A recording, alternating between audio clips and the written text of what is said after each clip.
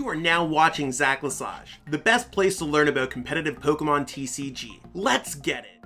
Yo, what's poppin' YouTube? Welcome back to the channel. Lesage here, word up. Today we're going to be covering over the top 10 decks of the week. This is our first entry to October. Hopefully everyone's loving the new thumbnail. Been working my butt off on just kind of improving some things here or there. So be prepared for some light improvements around as I kind of get prepared for 7,000 subs. I mean, we're certainly on our way. Thank you so much for all the support, everyone.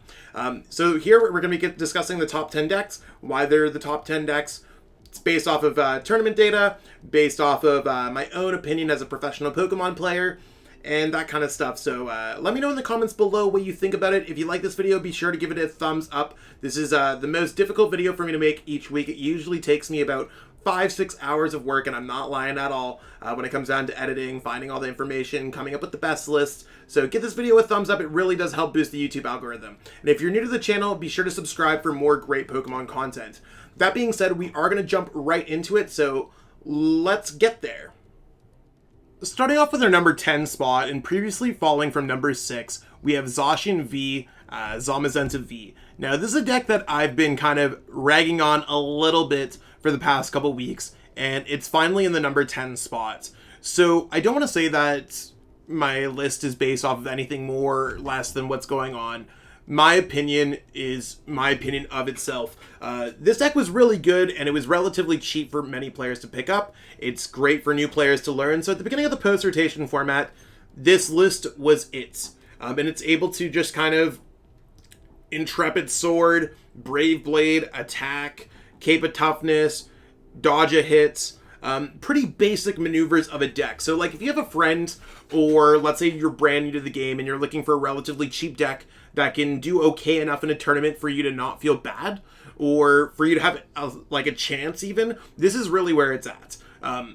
But the strategy is as simple as that, where you're just using Brave Blade, Intrepid Sword. The deck's relatively linear, but there's nothing wrong with that. I do want to let everyone know that every single list has a reference video for it in the pinned comment below. So not in the description, in the pinned comment below. You can copy and paste those lists right into PTCGO.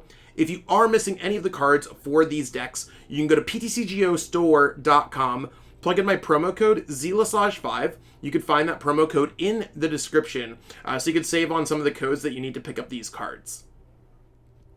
Slipping into number 9 and jumping up one spot from the number 10 spot last week, we have Shadow Rider Calyrex VMAX.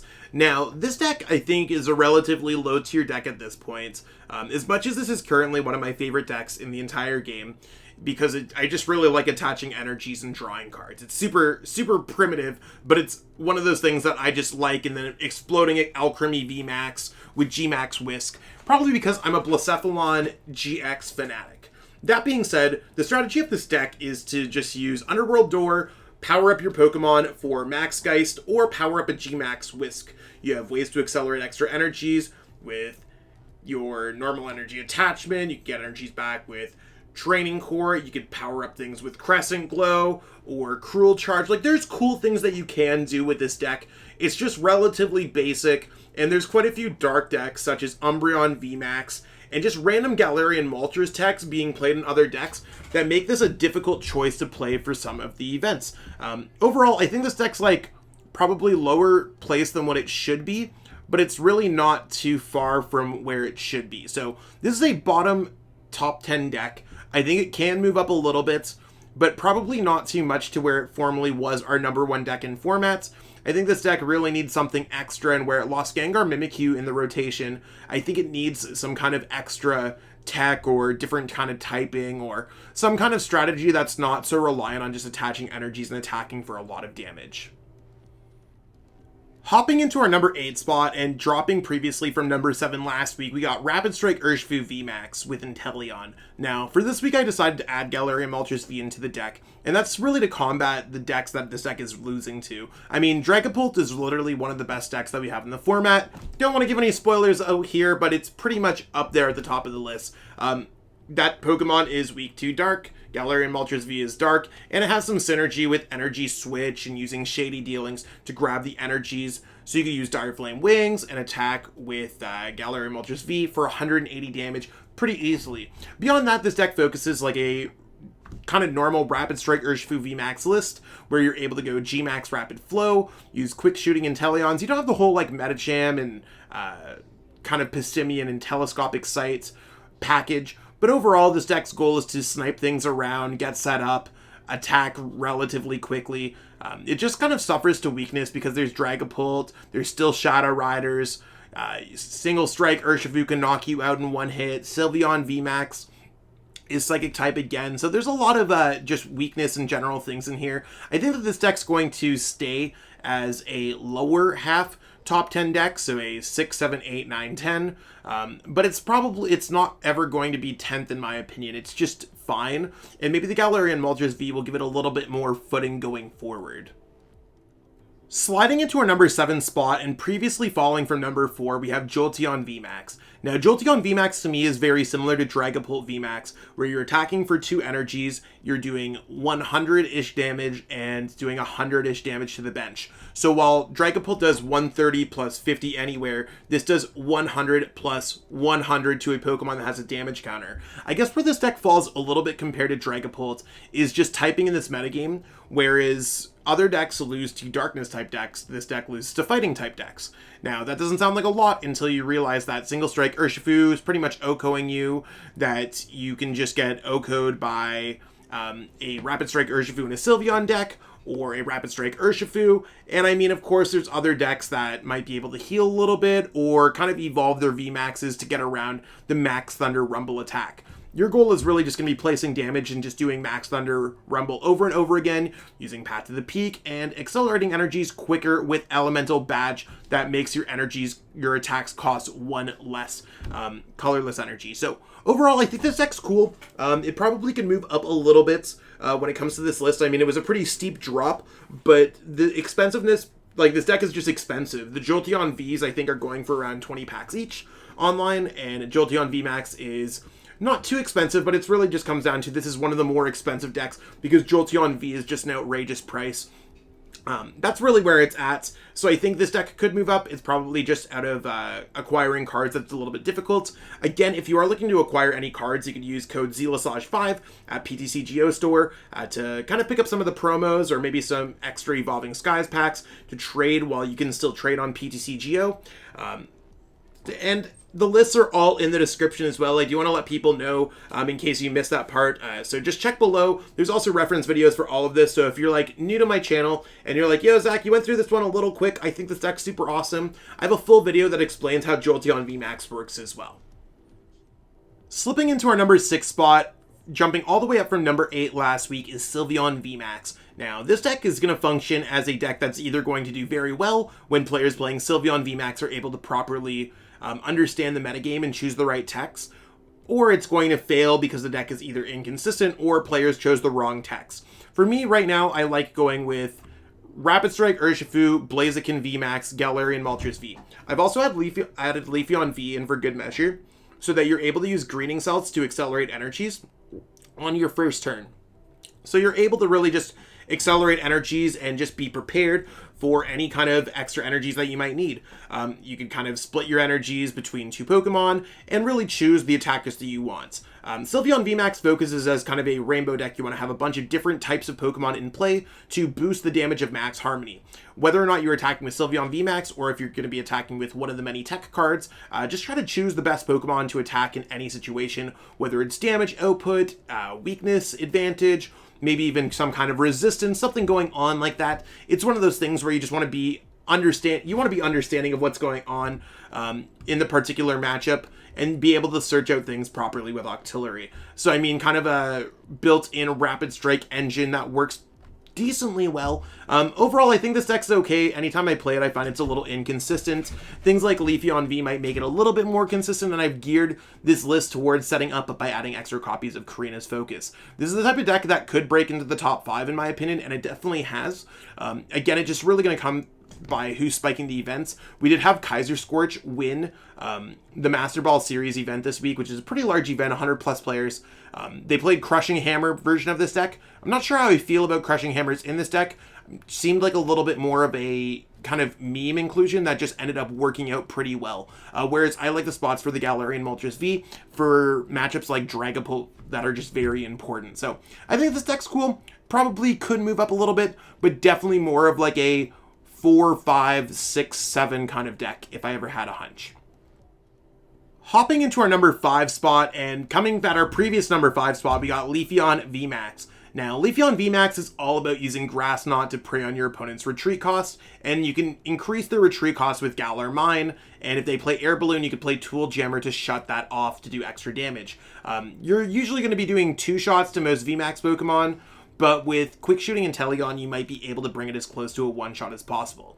I have seen versions of this deck that run Phoebe and Palpad. I'm not entirely sure how I feel about that, because I don't really see too much Decidueye, and Zacian Zamazenta is really on the decline. So overall, I don't know if they're necessary tech spots, but if you do find them necessary and you do face those decks a lot, feel free to make a little bit of room. Another thing that I do want to note is I do play the 70 HP Sobble in this deck. It's one of those decks where I don't necessarily think that I'm going to be searching for Rapid Strike Pokemon too much, and the extra HP might matter. Now, Sobble's often a hot topic of discussion, so I do want to bring that up for this video.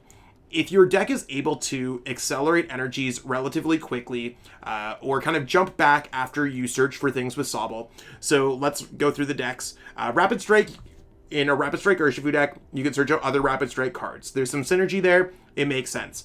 If you're playing Jolteon, you could always kind of accelerate energies with Elemental Badge, so using Sobble to search out other Sobbles in that deck would be really cool. This deck, you're either using Greening Cells, or you're really like doing something else. Like, it's really one of those things where you're not searching for other Pokemon. So even if you have nothing to really do, Leafeon V is very good just to use Greening Cells, and that's probably a better use of your ending of turn phase. Any of the decks like Ice Rider or Suicune, those decks play Melanie, so you can kind of accelerate energies to them, and Dragapult does not play anything like that. So going through that, it's the same thing as Leafeon, where you're probably not searching things out. You probably want to attach an energy to Dragapult. So if you don't have a way to quickly accelerate energies or do something cool with your turn, you want to be playing the 70 HP Sobble. And that's why we're playing it in this deck. That's kind of my TLDR. Overall, I think this deck is pretty cool. There's certainly some decks that have ways around it. I mean, having to find Galar Mine and Tool Jammer in some situations is certainly difficult. But in other ways, I think this deck has a pretty decent matchup against Dragapult, has a good matchup against Single Strike. I find it does okay against Suicune as well, because you can play Tool Jammer and kind of get rid of those Cape of Toughnesses. So Leafeon is becoming better and better positioned each week, and it is something to me where I think it's definitively a top 5 deck at this point. Charging into our number 4 spot and jumping all the way from number 9, a huge jump this week comes from Ice Rider Calyrex VMAX with Suicune V. Now, this deck is pretty bumpin'. I've talked about it a little bit. It feels very similar to the Blacephalon, Cramorant V, Reshiram and Charizard GX deck, because you can kind of change between a 3 prize card attacker and use Suicune V as a 2 prize card attacker to force your opponent into drawing more prize cards. So you also have a lot of opportunities to accelerate energies with Melanie and attack out of nowhere. So this deck's pretty cool. This deck's hopped up the most because it did very well at Chill, and a lot of people are realizing that it's pretty metagame neutral and quite powerful overall. This deck did win the Chill series in the past week, so that is probably the biggest reason why it did jump, and other players have kind of copycatted it since then. This is my personal take on the list. I did play Ice Rider Calyrex VMAX to the Players' Cup Invitational, where I was one of 8 players invited to that event. So I'd like to say that I know a thing or two about this deck, and I've played Ice Rider decks to multiple tournament wins. Overall, I think this is just a solid list. I think it's probably a top 5 deck. It might fall down a little bit, especially if a deck like Sylveon or Jolteon really pushes it out of there. But this is probably, to me, is a 3rd, 4th, 5th, 6th deck, if I ever saw one in the metagame. Overall, it's cool. I think Suicune Ludicolo is just generally better, but this is more well-rounded, if that makes sense. Just overall a really cool deck to play, and relatively easy to play. And again, I do want to let everyone know that if you're missing any of the cards for these decks, you can go to PTCGO plug in code Lesage5, pick up those cards because you can trade or kind of open those packs before PTCG Live comes out. And at the same time, like it's just good to pick up these decks now. Also, the lists are all in the description too, so there's also going to be a full-on video for each of these decks with the list that you copy and paste right into PTCGO.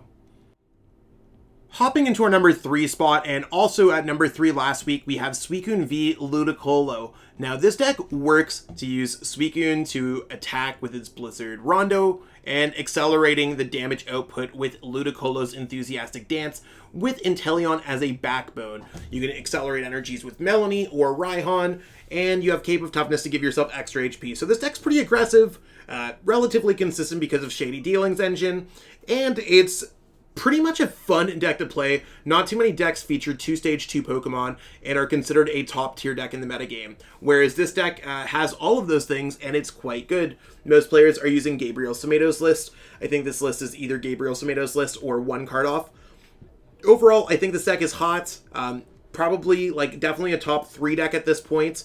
I don't really see this deck moving unless, of course, players just decide to stop playing it. Now, considering this deck is very similar to that Ice Rider deck that we just saw in Strategy, because that Ice Rider deck, you're either using Ride to the High King or Max Lance, comparatively to Suicune or you know what I'm saying? Like, they're both very similar decks, whereas that deck has Ice Rider, this deck has Ludicolo. The damage output of this deck is off the charts, and that's what makes it a top 3 deck. Being able to knock out anything with Enthusiastic Dance is absolutely fire. So overall, this deck's probably not going to see too much movement. I think it's definitively a 3rd place deck. I don't even know if I'd put it at number 1 or number 2, but it is beyond solid, and I think Ludicolo decks might end up becoming a lot better than you think. So if you haven't picked up your Ludicolos already, pick those up. And same thing with Suicunes. Suicune is just a really good deck, as we saw. It was featured in the last deck that we saw at number 4. So having 2 Suicune decks in the top 4 is busted. And of course, I think more than half of the decks in this format feature Inteleon lines. So if you haven't picked up those, you definitely want to pick up those to play Pokemon. This deck's a really good deck just to build other decks upon. So pick it up if you haven't already picked it up.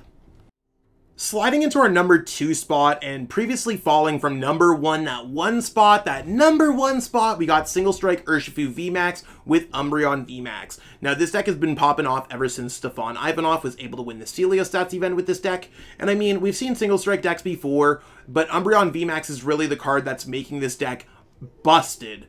Single Strike Urshifu VMAX has the damage output to use Gmax 1 blow to pretty much OHKO anything with the additional damage output from Single Strike energy.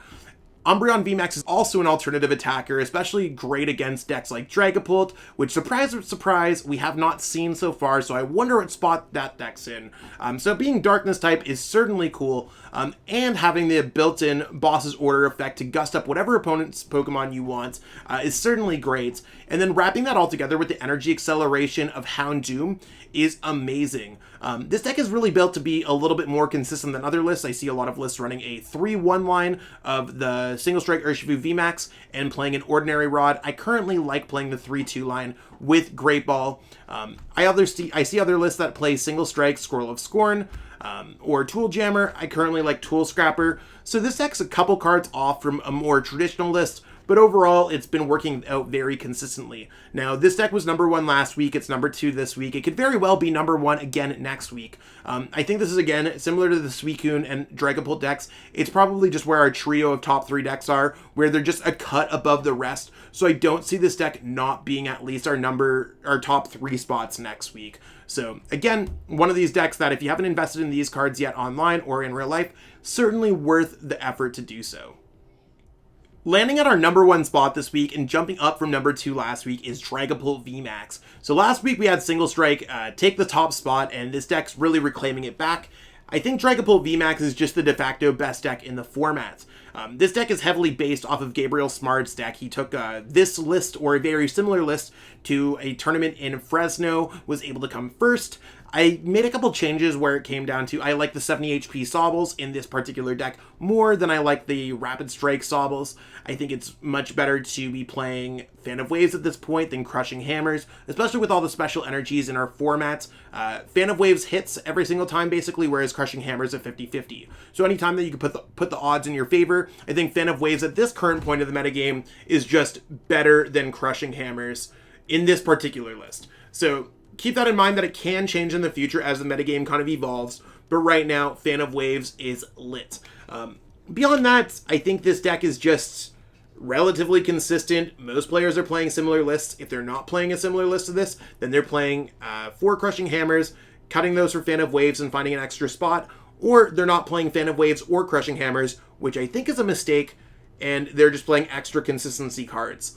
Overall, I think this deck is where it's at. I don't think it's going to be moving out of the top 3 spots. And if you want to know the strategy, it's basically just using Shady Dealings to search out whatever you need whenever you need it. You have some disruption cards such as Fan of Waves, Tool Jammer, Path to the Peak, Marnie to really slow down your opponent.